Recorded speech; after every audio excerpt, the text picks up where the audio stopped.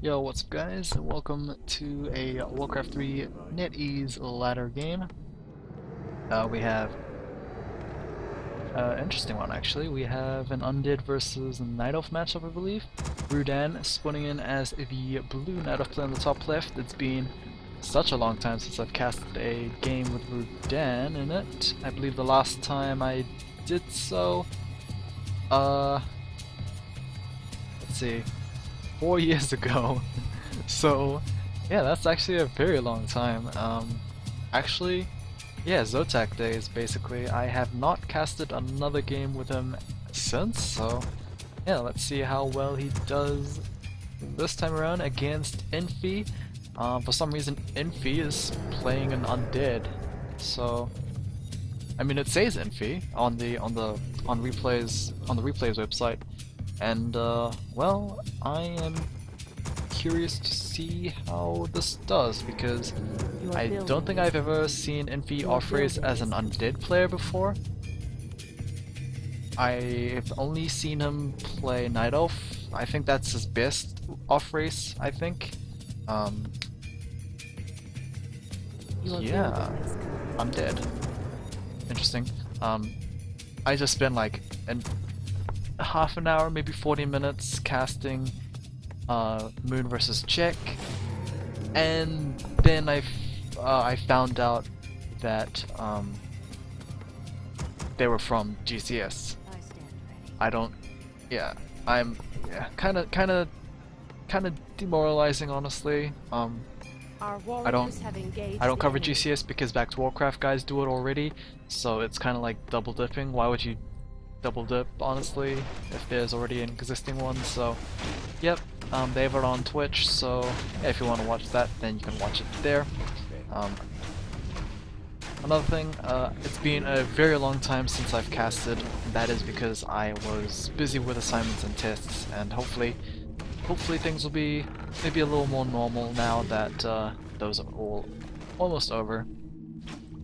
Either way, we have Demon Hunter first for Rudan. He did clear out the turret camp here. He did pick up the Mantle of Intelligence for himself. Now he's going after the Ogre Warrior camp, and this should be, you know, fairly simple enough. Item is going to be, come on warrior, there we go, ring protection +2. Not so great items for Rudan, unfortunately. Infi is going to pick up the Mantle of Intelligence, and so far that's it. He's only gone for the turtle camp, I believe.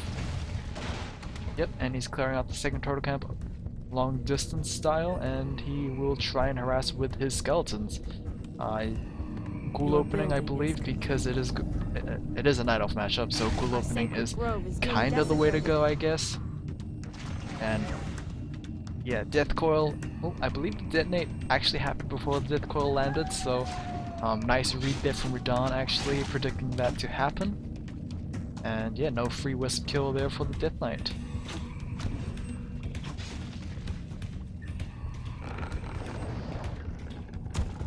So far not much has actually happened. Demon Hunter is sitting on his second ability, just in case. Here comes the ghouls here, and we'll see if they do too much. This ghoul is going to get taken down. This long distance Death Coil was unable to reach in time. Unfortunate. And here we go with a surround, and this is where the ability point comes in. Demon Hunter actually... Oh, actually I don't know if he got surrounded before or after he got surrounded. Before or after he put his point into his second skill, but evasion was the ability that got picked up there. Unfortunate, because if he waited maybe a couple seconds later, he would have picked up immolation instead. Demon Hunter got surrounded yet again, and now the moon walls are not available for himself, so the Demon Hunter will get taken down most likely. The ghoul wall is still a little too thick, and oh, okay, that was kind of very loud, but Demon Hunter is going to get killed off at level 2. So yeah, bit of a disaster there for Rudan, unfortunate, because, well, he is going to have to suffer with this ghoul harassment until this Demon Hunter comes back, who will most likely come back through the tavern. Our warriors have engaged. Our sacred grove is being desecrated. Still not picked up yet. There we go, finally. Tavern Revival there, but 3 more ghouls actually coming in as well. So I'm not sure what a half hit point no mana death Demon Hunter is gonna do versus this mass ghoul threat. Demon Hunter needs to be extremely careful not to get surrounded again, because he cannot come back after this if he loses Demon Hunter for a second time. Legacy which picks up as the second hero here, which could be a bit of a danger, because she is very easy to get surrounded, because she she just likes to stand still for some reason. Demon Hunter is going to be chasing after the Nagasi Witch of Infis, who is already below half health. Of course, no mana left for the Demon Hunter, so it's going to take some time before the Nagasi Witch actually gets finished off there. But yeah, it's going to give up instead. Nagasi Witch, was going to get surrounded. Thankfully, she does move in time. Not enough ghouls to actually get a good surround off anyway, so there we go. He tried his best, but with like only a 4 ghouls and 1 Death Knight, it is extremely hard to get an actual surround off on a hero. And now the numbers have dropped to 4. It is almost impossible to get a surround off. It's very difficult, and the surround wall wouldn't actually be strong enough anyway to hold down a hero. So nicely done from Rudan, actually avoiding yet even more losses here. Actually picking up a couple more ghoul kills as well, so it's not like it was complete disaster for himself. Demon Hunter, not enough mana for a mana burn there, but the Nagasi Witch of Infi actually gonna consume a health pot. TP scroll. Oh, that was TP staff actually, so Nagasi Witch is gonna get killed off there, so just disaster left and right for Rudan. Infi picking up yet his second hero kill there. And a very, very aggressive death coil onto the Demon Hunter, just keep him extremely low health. Our sacred grove yeah, things are just not looking good for Rudan. Normally Night Elves have kind of a struggle matchup versus Undead, I think, and if they suffer losses during that transition process into Double Enchanted Laws, it kinda gets difficult even more, I think. Or at least that's what I believe. Building is complete. Double Enchanted Laws, Mass Dryads will be most likely a thing, and depending on whether or not Infi is gonna go Mass Destroyers or not will depend on the number of bears as well. But for now, we have no Crypt Fiends just yet. Graveyard is done, but no Crypt Fiends are being made for Infi, unfortunate. So that might just actually be cue for the great outdoors. For Rudan to just go Mass Dryads, because that's a fairly good option to go for versus no Crypt Fiends. And yeah, that's pretty much all I can actually talk about right now. There's not much else to say. Death Knight extremely low health, but he does have Unholy Aura available if he likes to wait, I guess, 10 minutes. But yep, Crypt Fiend's starting to be added into the mix here. Nagasi Witch, don't remember when she got picked up, but that is interesting. I actually didn't see her get killed. I know Rudan's one got killed, but that is the downsides of looking from one player's perspective, because I have no idea if the other one got killed or not, but somehow she did, and yeah, that's that, honestly.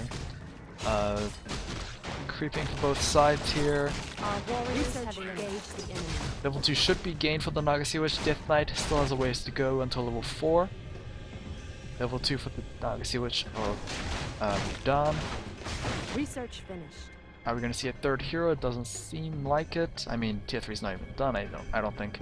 So yeah, we're not even gonna see a third hero just yet. If he's ever gonna go for a third hero, I don't know. But yeah, I believe the Lich should be popping out soon. Yep, there we go. He's on his way out, and the sack pit done. Shade is gonna move around to try and keep tabs on Rudan's army.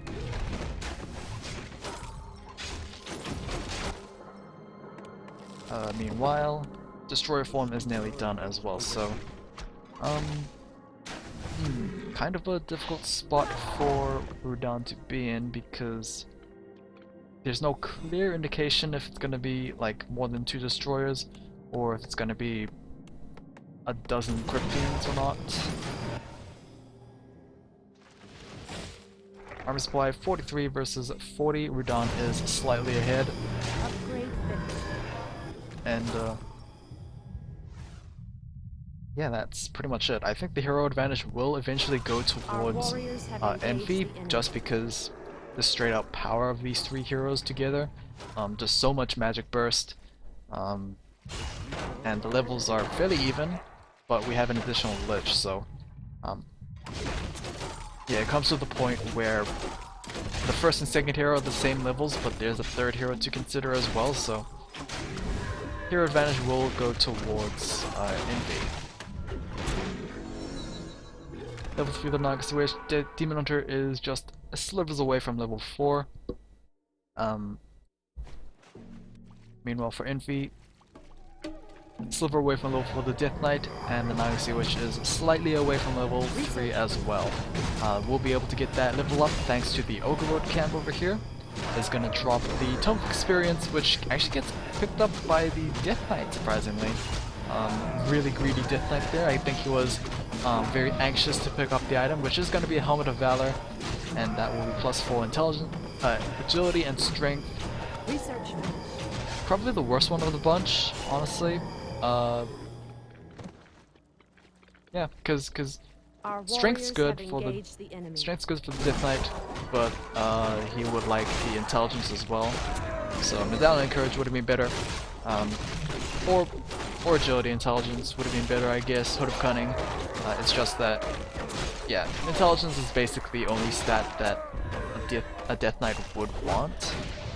Our warriors have engaged. Maybe strength, but intelligence is kind of important because of the mana regen and just the mana capacity.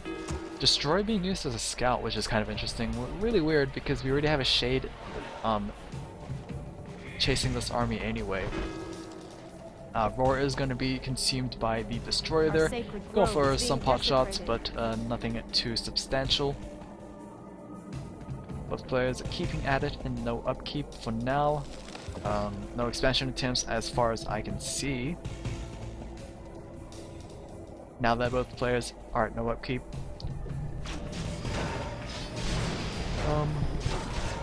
Yeah, they're just gonna farm it out until a big fight, I guess. Or until they have massed up enough resources and then they go to low upkeep. Expansion attempts on the bottom left as well as the middle. The bottom left is gonna get cancelled thanks to Rudan's pressure.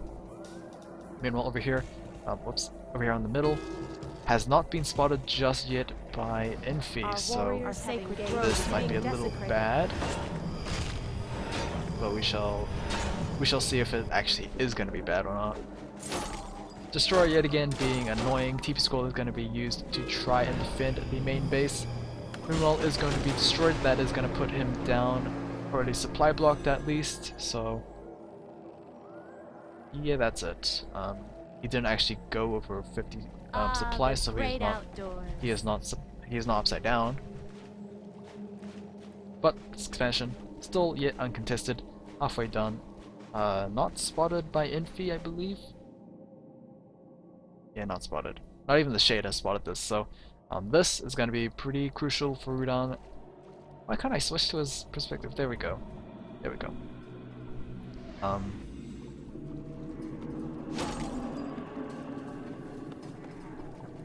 This is a little weird. I think that both players are going to go into low upkeep finally. Wellspring has been researched as well. Dryads are 0-0 upgrades, Cryptfiends are 1-0 upgrades, so slight upgrade advantage for Infi. His heroes are looking good as well. But it is Rudan that actually is choosing to chase. Interesting. And the Demon Hunter completely sucked the mana dry of the Lich. This is not a good fight for Infi to actually fight because his Death Knight is also very low on mana as well, so it's a bit of a questionable fight there. Death Coil, that is going to be his last Death Coil for a while. And the anti-magic potion is not going to do too much. He's already been bursted down. I have no idea why Rudan is actually choosing to fight this. Rejuvenation is actually giving a lot of health back to the Demon Hunter Raider, but the Invuln is going to wear out very soon. Frostworm is in the air, or Venom is on that Demon Hunter, so we can fight back against that Frostworm, as well as those Dryads as well. Armor supply is still looking good for Infi, 59 versus Rudan's 53. The Death Knight is going to pop that Invuln after being dropped to low health, and the Demon Hunter finally gets taken down there, and that is going to be GG for Infi. Oopsies, wrong one. So, yep, that is going to be that. Hopefully you guys enjoyed this game 1. There is a second game, so I will cast that right away.